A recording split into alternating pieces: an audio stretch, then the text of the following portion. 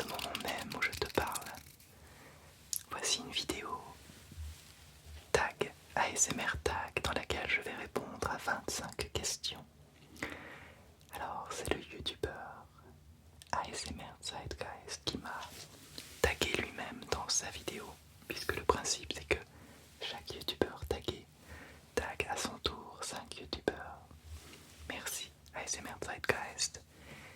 Et je tag à mon tour 5 youtubeurs. Donc ce tag va devenir francophone. Peut-être que quelqu'un en France l'a déjà fait, mais je ne suis pas sûr de l'avoir vu. Alors, je tag Roxane ASMR.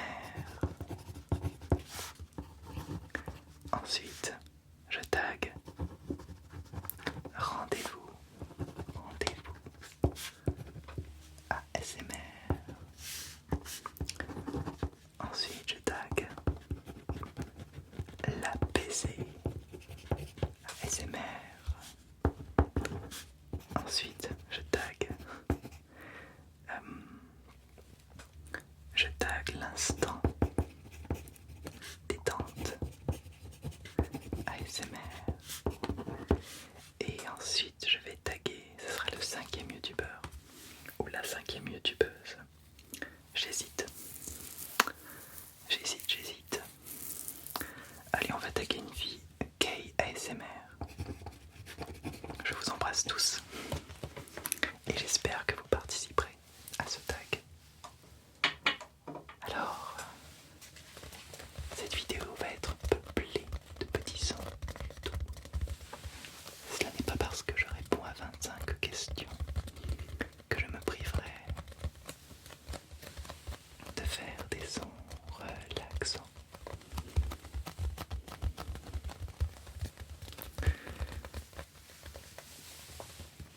Alors j'ai été un petit peu moins présent ces derniers jours sur YouTube. Il y a eu 2 raisons. Une première, qui n'est pas une vraie raison en fait. Je suis parti à Berlin parce que j'ai participé au, je crois, premier spa ASMR d'Europe. ASMR Happens, organisé par la grande Emma Wespers-Red. J'ai rencontré des youtubeurs fabuleux. J'ai enfin pu rencontrer un médic, Kiki ASMR. J'ai revu ASMR Zeitgeist. Voilà, il y en avait d'autres qui étaient... il y avait plein d'autres youtubeurs. C'était un moment fabuleux. Caroline ASMR, par exemple. Alors, je suis revenu de Berlin totalement riche de vous, même si vous n'étiez pas là. C'était une manière pour moi de capter des regards, voir des regards, ressentir une émotion, et ne pas être simplement devant son appareil photo, d'une certaine manière un petit peu seul. Après quelques dizaines de vidéos, je crois qu'on a l'envie de rencontrer les personnes qui nous écoutent, les personnes que l'on berce, que l'on endort peut-être. Il était important pour moi d'être là.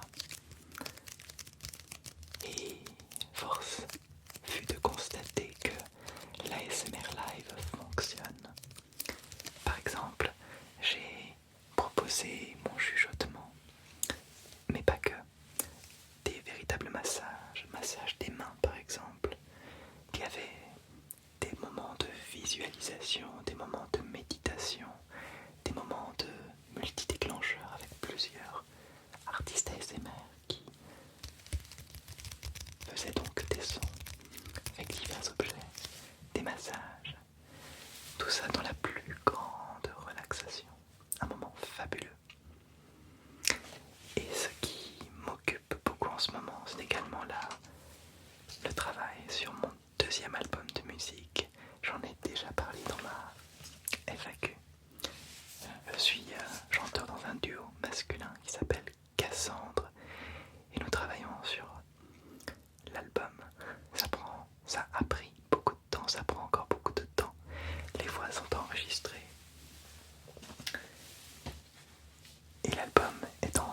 mixage. Nous avons déjà sorti le premier single en plusieurs formats. C'est un petit peu mon bébé ça aussi. Alors, j'en parle très peu sur YouTube parce que ça n'est peut-être pas l'endroit pour parler d'instants musicaux, quoique. Mais ce qui m'a motivé à t'en parler, outre le fait que cela impacte la fréquence des vidéos sur YouTube, c'est aussi parce que je vais faire un concert à Paris lundi soir. Ce sera le lundi 12 novembre et c'est dans une salle merveilleuse où j'ai moi-même vu beaucoup de concerts qui s'appelle le Nouveau Casino. Alors, j'espère intimement une rencontre car le besoin de vous rencontrer est là, mais à la seule condition que vous aimiez la pop francophone, la pop électro.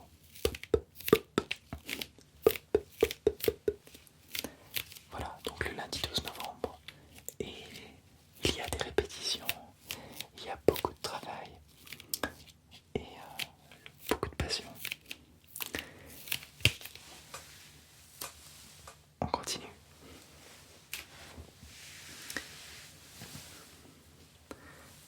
Commençons donc ce tag.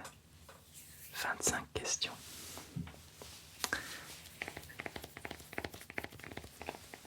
Première question. Alors, when was the first time you experienced ASMR? Je vais traduire et ne plus passer par l'anglais. Quelle a été la première fois que tu as ressenti l'ASMR? Eh bien,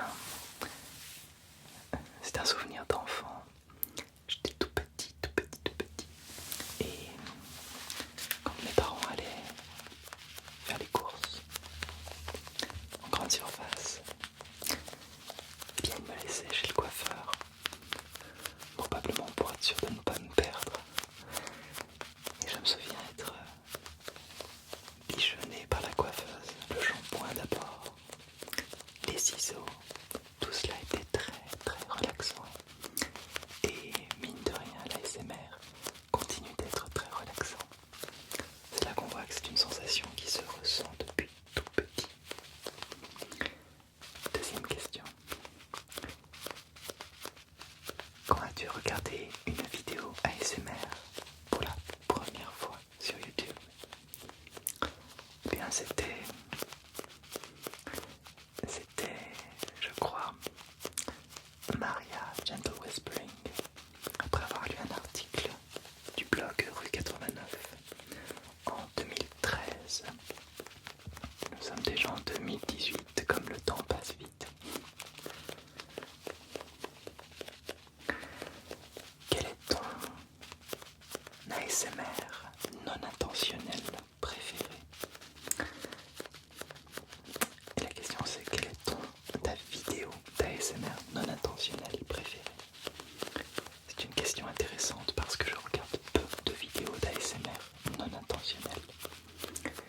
Mais la première vidéo qui me vient à l'esprit, c'est celle de Björk, qui était interviewée par MTV dans les années 90 et qui ouvre une télévision à tube cathodique et décompose,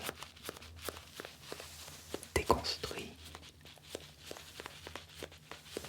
analyse chaque petite parcelle, chaque petite partie de la télévision. J'ai mon chat qui fait du bruit. Chaque petite parcelle, chaque petit morceau de la télévision, en le comparant à une ville miniature. Et je crois que son accent islandais, couplé avec le son de tous ces petits éléments, très très très relaxant. Je la mettrai dans la description pour que tu puisses la voir. Question numéro 4. Peux-tu nommer les 5 youtubeurs ASMR que tu as regardés les 5 dernières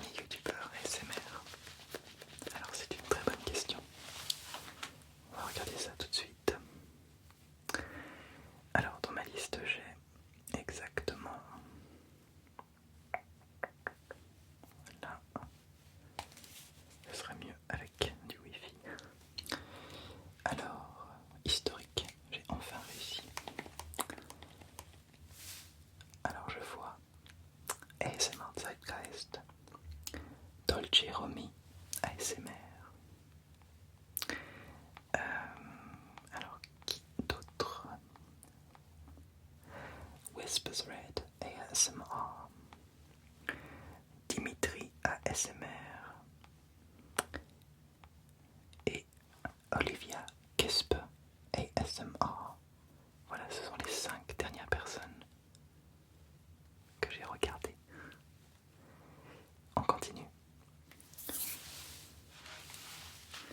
Alors nous en sommes à la question numéro 5. Quel est ton déclencheur préféré? Eh bien, je crois que c'est celui-ci. Évidemment, outre le chuchotement, je crois que le sticky fingers, le son des doigts collants sur une surface, c'est vraiment un déclencheur que j'apprécie énormément.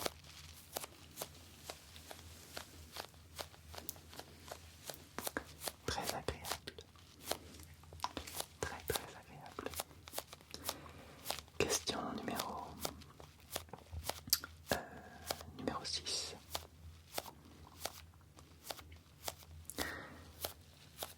Quel est le déclencheur que tu aimes le moins? Fais-le. Alors, le déclencheur que j'aime le moins, je crois que ce sont les bruits de bouche. Évidemment, il y en a dans mes vidéos parce que je déguste souvent des chocolats, des petites choses délicieuses, sucrées. Et si c'est hors contexte, si c'est vraiment une vidéo basée uniquement sur les mouth sounds, eh bien j'ai peu de plaisir à regarder ce genre de vidéo, je ne les regarde pas. Et puisqu'il faut le faire, eh bien je vais le faire.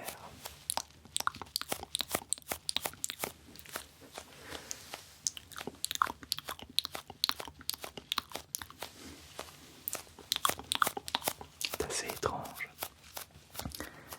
Je continue. Alors nous en sommes à la question 7. Est-ce que tu te sers de l'ASMR pour te relaxer ou pour t'endormir? Absolument. Alors je n'ai pas besoin d'ASMR pour m'endormir. C'est un petit peu comme un massage.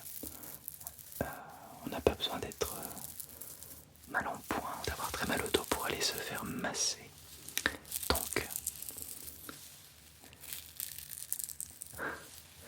Donc oui, absolument. Mais il m'arrive également de m'endormir avec mes écouteurs et non pas de me réveiller au matin avec de l'ASMR dans les oreilles, mais de me réveiller dans la nuit pour m'apercevoir que je me suis endormi. On continue. Beard scratching.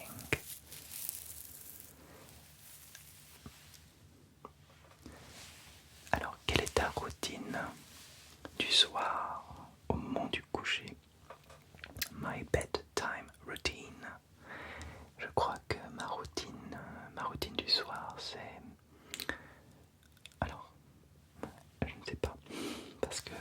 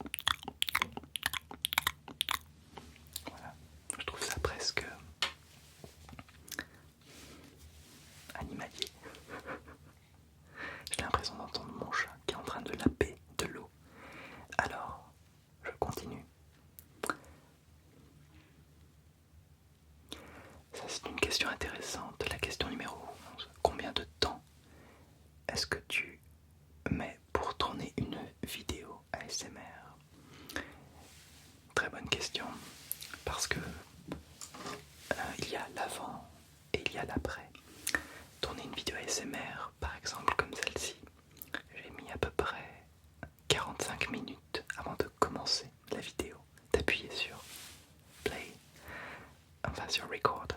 J'ai eu besoin d'installer un petit peu de lumière. J'ai installé un fond noir. Je me suis moi-même changé, oui, je me suis fait beau pour toi. Ça peut paraître étrange et pourtant c'est un vrai moment, ce tournage.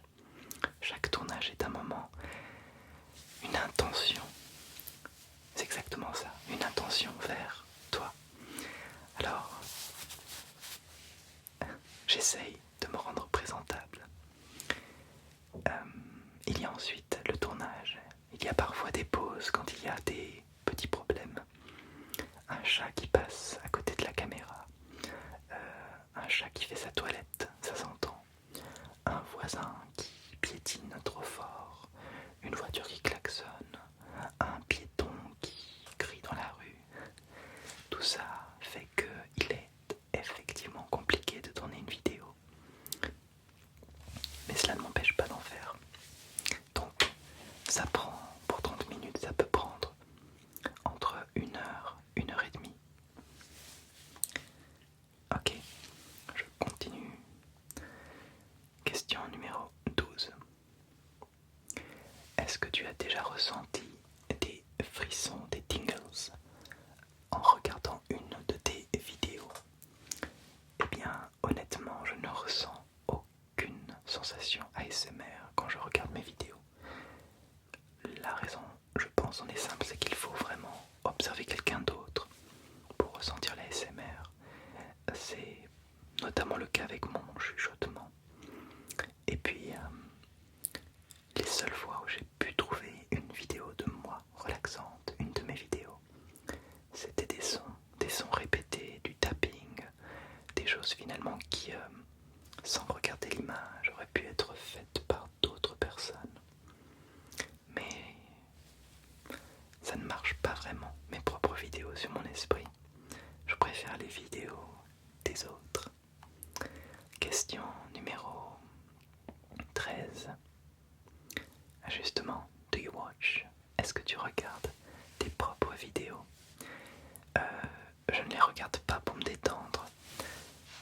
Des moments, je les regarde pour vérifier quelle était la lumière, quelle était la qualité du son.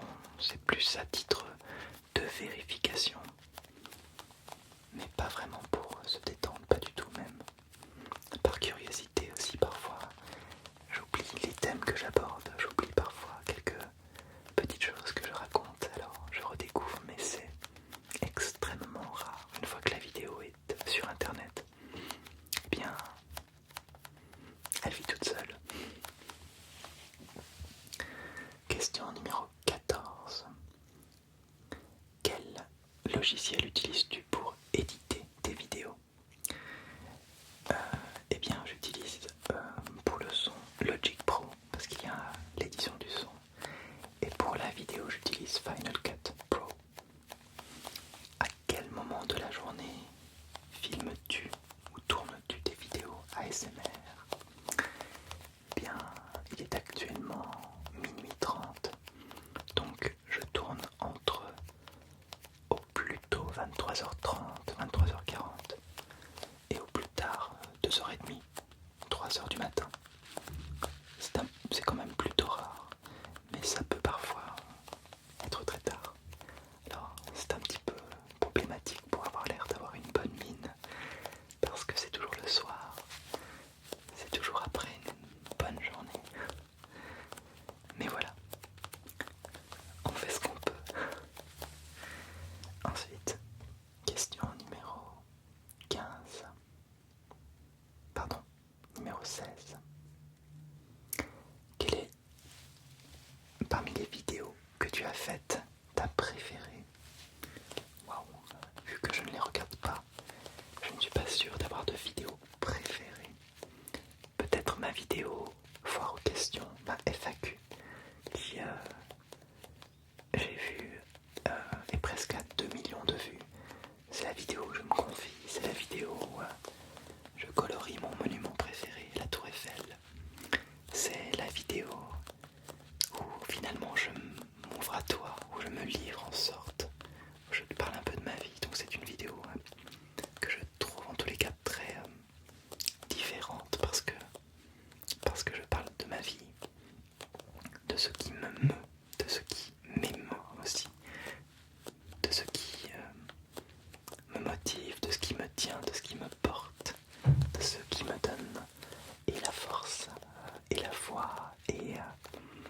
nouvelle envie de continuer à faire tout ce que je fais.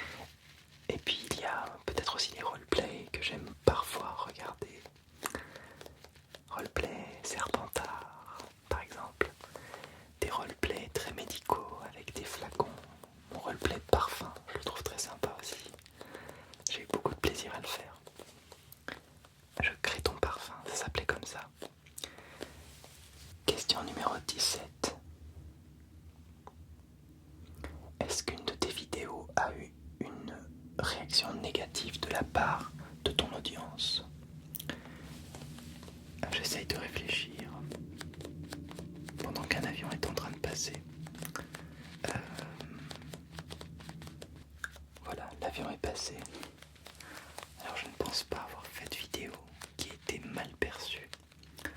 Je me souviens juste d'une fois où c'était au tout début où j'avais ouvert ma chaîne, peut-être 2-3 mois après.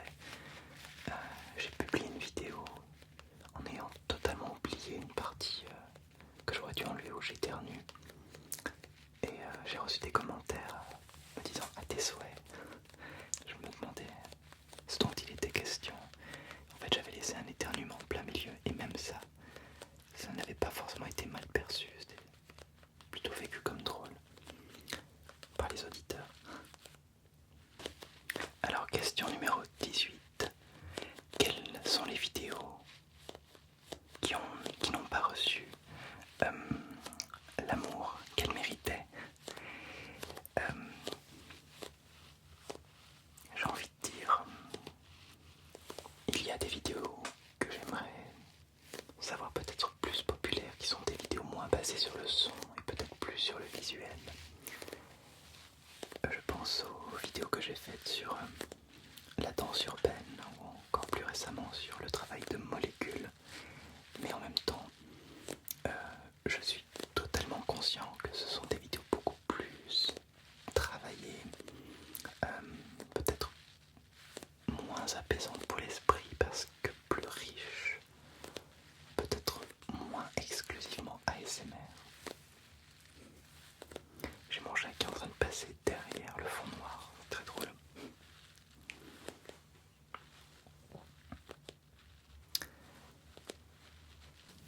Alors, question numéro 19. Est-ce que tes abonnés ignorent quelque chose sur les behind the scenes, derrière la caméra pendant ton tournage? Il m'arrive de faire parfois des roleplays où je néglige le bas de ma tenue, par exemple. Je peux avoir l'air très chic et porter une tenue plus détendue en bas, un jogging, alors que je porte une chemise. Alors là, c'est pas le cas. Mais parfois, quand il est très tard, pour être bien, pour être détendu, eh bien, je porte quelque chose d'un petit peu plus loose, un peu plus agréable, plus confortable. J'ai également des chats qui parfois sont à côté de moi quand je tourne. Et c'est beaucoup d'organisation. Alors je les filme pas, ou des moments ils font irruption dans une vidéo. Mais voilà. Question numéro 20.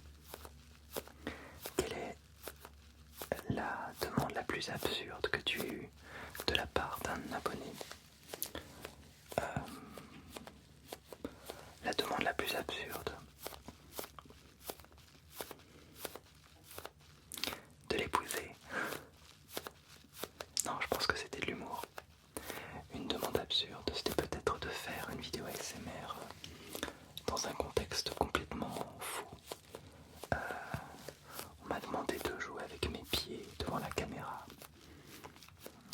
Voilà. Question numéro 21. Est-ce que ta famille et tes amis sont au courant que tu fais des vidéos ASMR? Eh bien oui. En fait, ils l'ont découvert, c'est-à-dire que je me suis interdit de leur dire jusqu'au moment où ils sont tombés sur une de mes vidéos. Alors, je ne sais pas si c'était en suggestion, je ne sais pas si c'était... en fait, je ne sais pas. Mais au bout d'un moment, ils ont découvert. Voilà. Et dans ma famille, je n'ai aucun mal à en parler,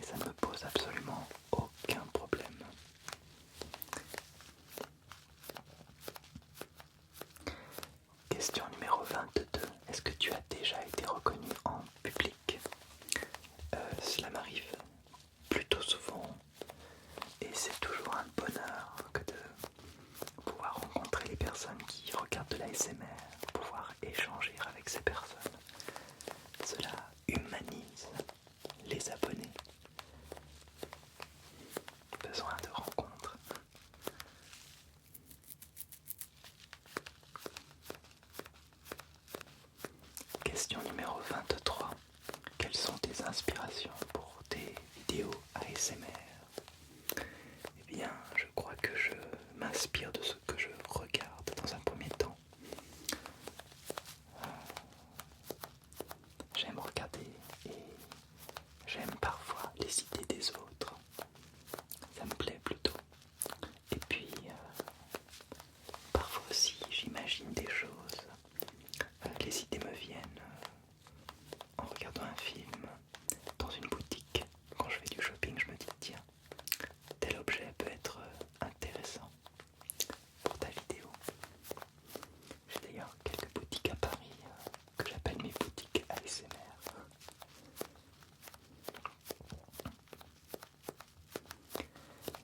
Question numéro 24. Quand tu es connecté, où est-ce que tu passes le plus de temps? Plutôt quand tu es sur internet, où est-ce que tu passes le plus de temps? Eh bien, je dirais que je passe le plus de temps sur YouTube, à regarder des vidéos ASMR, ou autres d'ailleurs, je ne regarde pas que des vidéos ASMR. Je passe du temps sur Instagram aussi, c'est un réseau que j'aime beaucoup.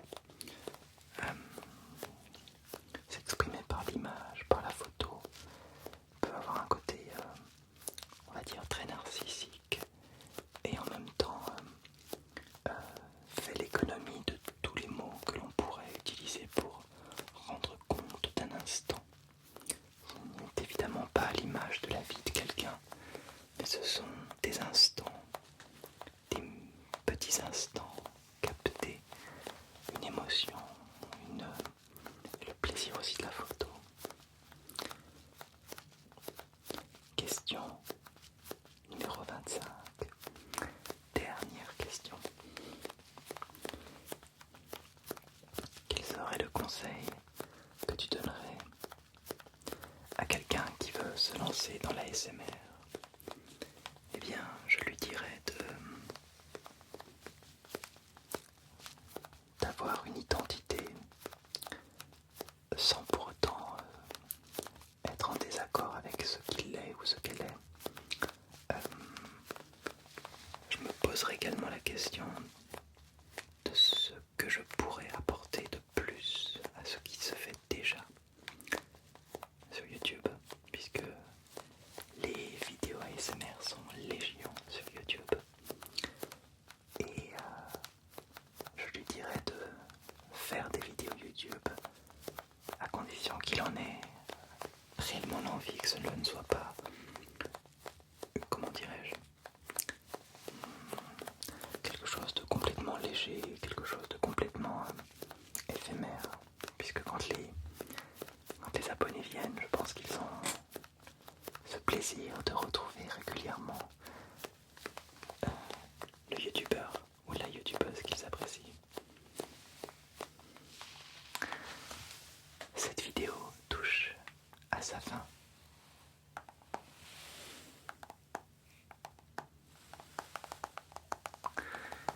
Il ne me reste plus